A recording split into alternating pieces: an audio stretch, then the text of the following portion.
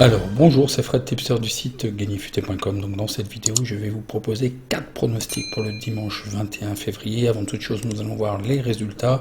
Je vous ai proposé pour le vendredi Betis Retafe. Donc c'est un pari gagnant. 1-0, on a fait un petit peu d'huile, hein, c'était un petit peu fastidieux. En plus, ils ont raté un pénalty à la 76e. Et bien heureusement, ils ont eu le droit à un second pénalty à la 84e. Et là, c'est marqué et gagnant. Donc un pari gagnant, c'était le seul match que je vous ai proposé pour le vendredi. Alors pour ceux qui m'ont posé beaucoup de questions, quand je vous dis que les cotes ne sont pas value, ça ne veut pas dire que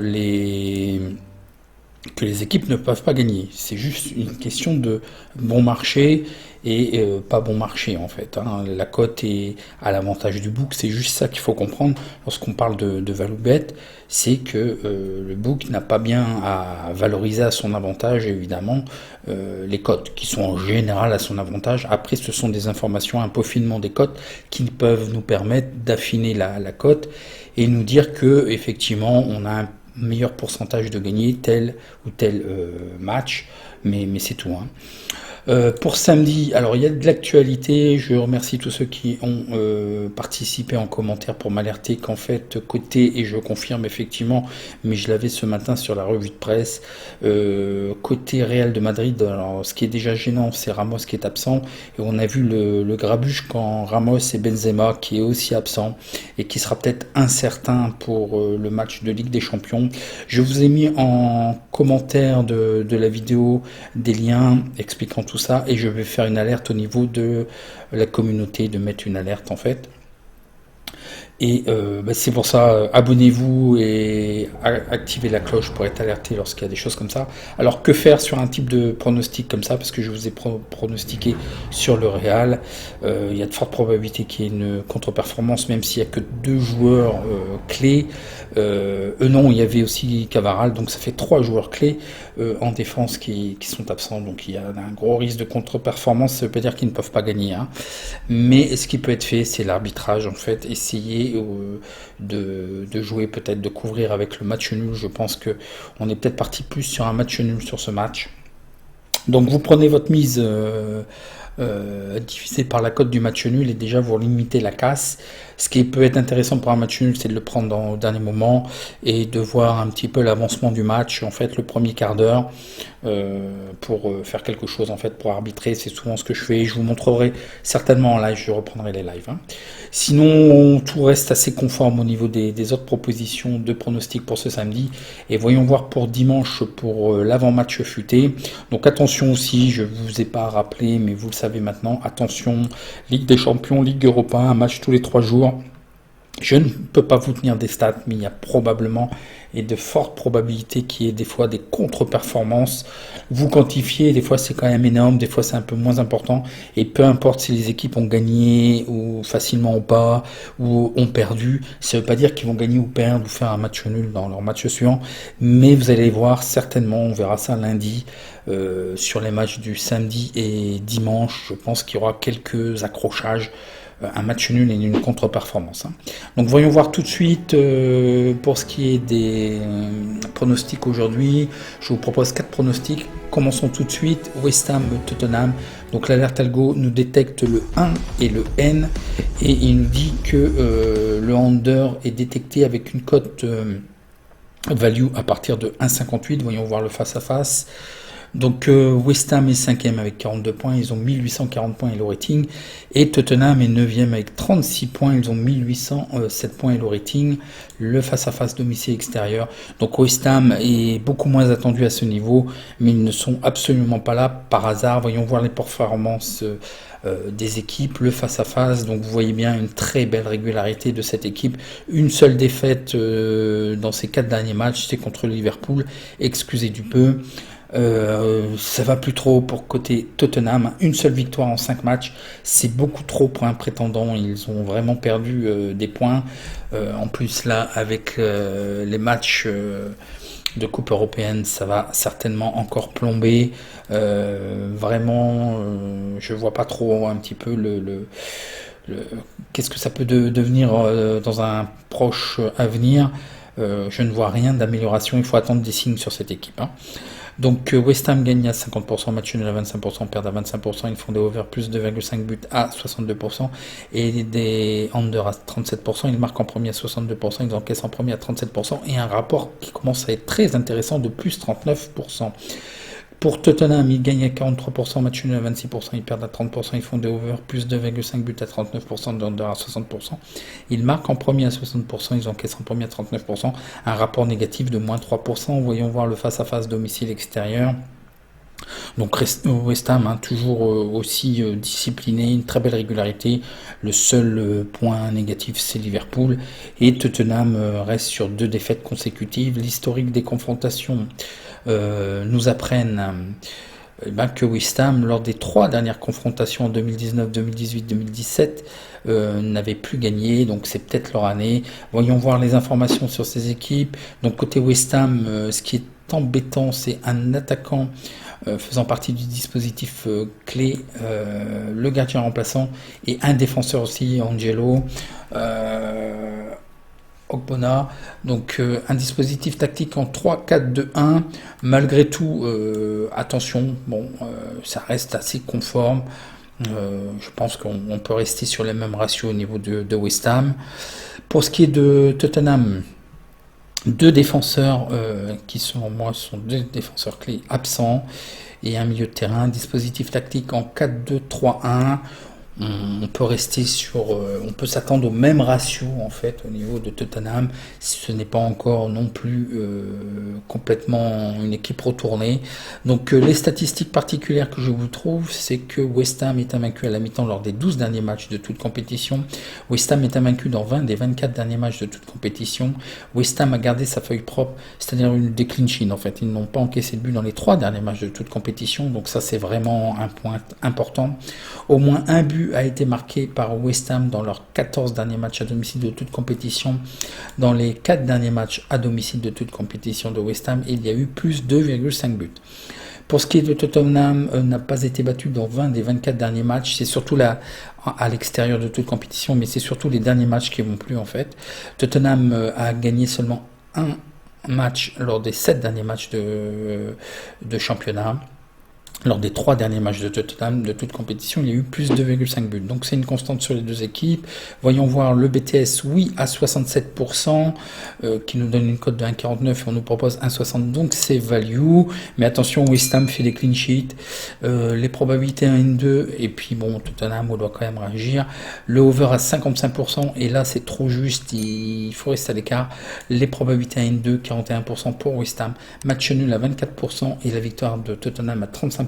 Le 1, score probable de 1, effectivement, je pense quand même un avantage sur West Ham, ont l'air d'être plus réguliers. Donc je vous propose quoi? Le pari suivant, le 1, remboursé si N. On a vu qu'il y aura peut-être moins de matchs nuls. C'est difficile ou sécuriser avec le BTS, mais j'ai un petit doute quand même sur le BTS. Il serait à prendre d'après les stats, et puis effectivement c'est value bet, mais j'ai un petit doute du fait que West Ham fait des clean sheets. Bon, en face, il y a quand même Ken et Son qui sont là, donc ils sont quand même capables de marquer au moins un but. Donc voyez ce que vous faites. Là, pour ce pronostic, donc je vous propose le 1 remboursé CN à une cote de 1,81. Voyez, pour faire votre répartition avec la calculatrice, hein, vous tapez linka.us/calcul. Donc voilà pour ce match, et puis pour les plus audacieux, le BTS, les 2 équipes marquent. Milan AC, Inter, et là l'alerte algo nous détecte le match nul, donc voyons voir le face à face. Alors Milan est deuxième avec 49 points, ils ont 1967 points et le rating, et l'Inter est premier avec 50 points, ils ont 2103 points et le rating. Donc évidemment l'enjeu c'est la première place. Donc l'Inter à domicile est 5e et à l'extérieur l'Inter est 2e et Milan est 5e à domicile, mais voyons voir le face-à-face de ces équipes. Donc Milan vient de se faire accrocher en Ligue Europa. Bon, c'est quand même une belle performance, mais quand même, voilà, contre des concurrents directs, ils se sont fait quand même accrocher. La Juve, Atalanta, bon, un petit faux pas contre Spezia. L'Inter est quand même beaucoup plus régulière, hein. Il n'y a qu'un seul faux pas contre Sampdoria. Donc Milan gagne à 68%, match nul à 18%, ils perdent à 13%, ils font des over plus 2,5 buts à 68%, des under à 31%, ils marquent en premier à 72%. Ils encaissent en premier à 27%, un rapport positif de plus 29% sur cette équipe.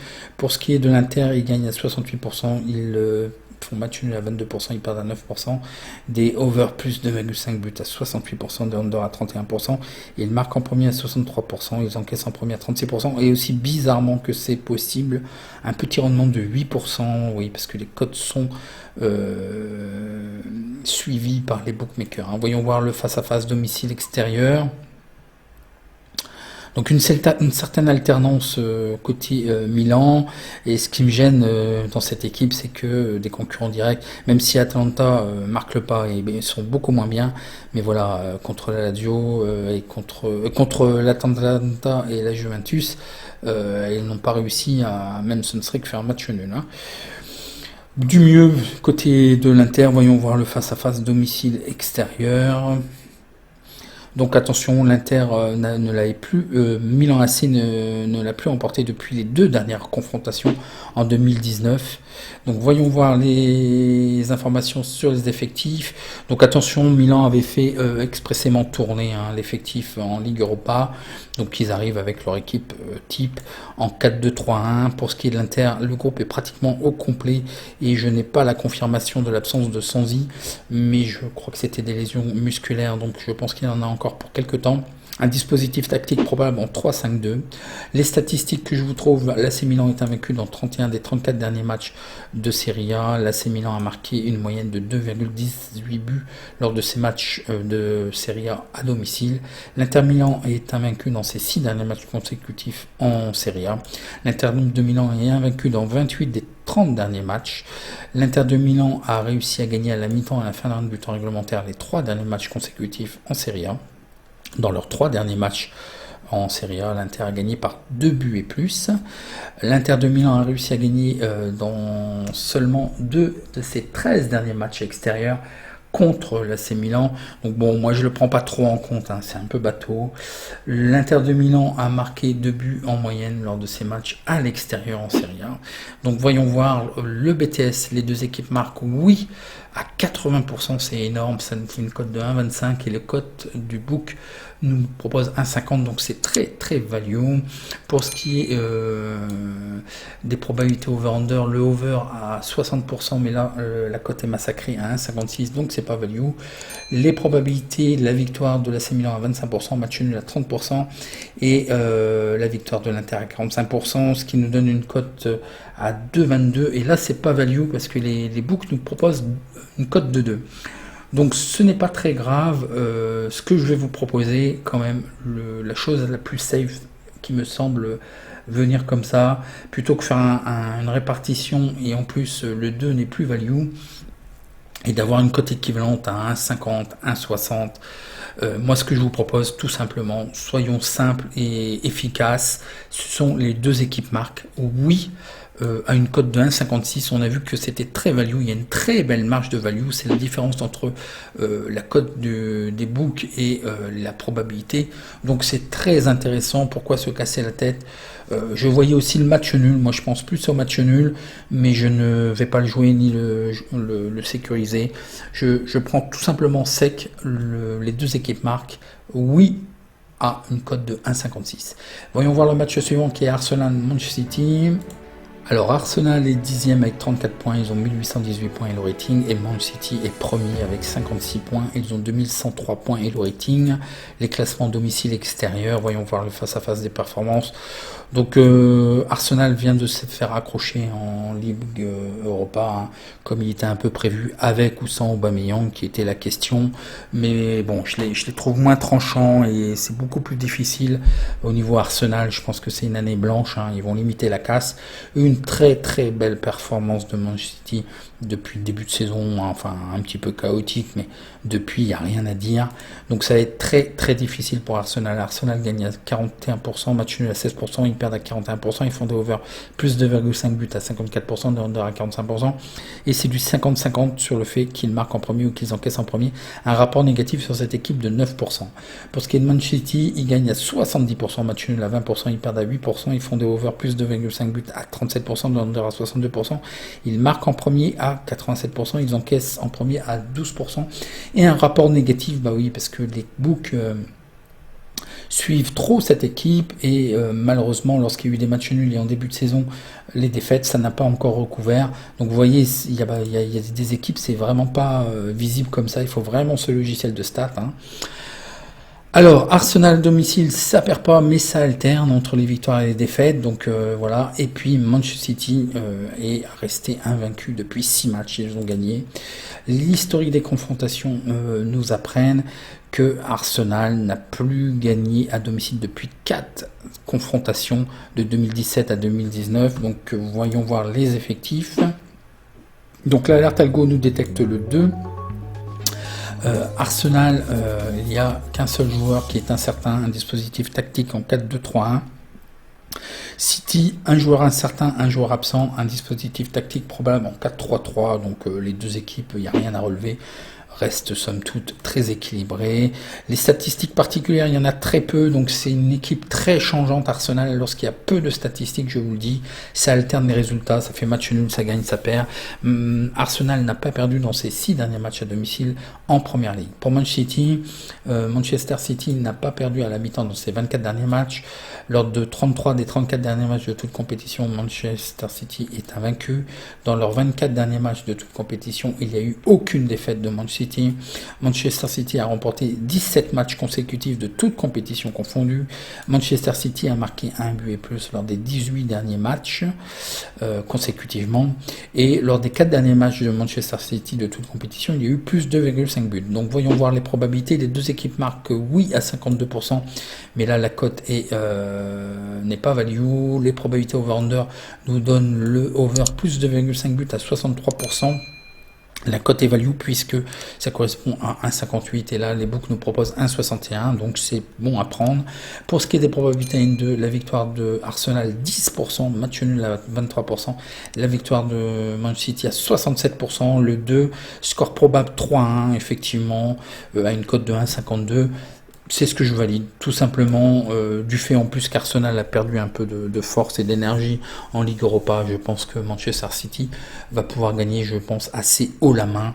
Donc le 2 a une cote de 1,52. Le match suivant est Bilbao-Villarreal. Donc l'alerte algo nous détecte le 2, la victoire de Villarreal. Voyons voir le face-à-face. Alors Bilbao est 10e avec 28 points, ils ont 1764 points et le rating, et Villarreal est 6e avec 36 points, ils sont porte des places européennes avec 1828 points et le rating. Le face-à-face domicile extérieur, bon je vous dis tout de suite, Bilbao est, comme je vous le dis souvent, est meilleur à domicile. Donc voyons voir les statistiques particulières sur ces équipes, enfin les performances du face-à-face. Bilbao gagne à 36%, match nul à 18%, ils perdent à 45%, ils font des over plus 2,5 buts à 45%, 54% de under. Ils marquent en premier à 45%, ils encaissent en premier à 54%, un rapport négatif de moins 17%. Trop d'alternance, ça gagne, ça perd, ça fait match nul, c'est vraiment déroutant. Pour ce qui est de Villarreal, une meilleure régularité, mais attention, ils ne gagnent plus depuis 5 matchs. Et avant ça, il y a une défaite et 4 matchs nuls. Ils gagnent à 34%. Ils font match nul à 52%. Ils perdent à 13%. Ils font des over plus 2,5 buts à 47%. Des under à 52%. Ils marquent en premier à 56%. Ils encaissent en premier à 39%. Et un rendement sur cette équipe de moins 31%. Voyons voir le face-à-face domicile extérieur. Donc Bilbao, je vous le dis souvent, c'est quand même meilleur à domicile. Et ils se sont fait accrocher par Barcelone. Donc bon, on peut les excuser. Real Sociedad, au moment où ça tournait quand même pas trop mal. Donc voilà, il y a très peu de faux pas quand même. Mais attention aussi, ça ne perd pas côté Villarreal, ça accroche. Hein.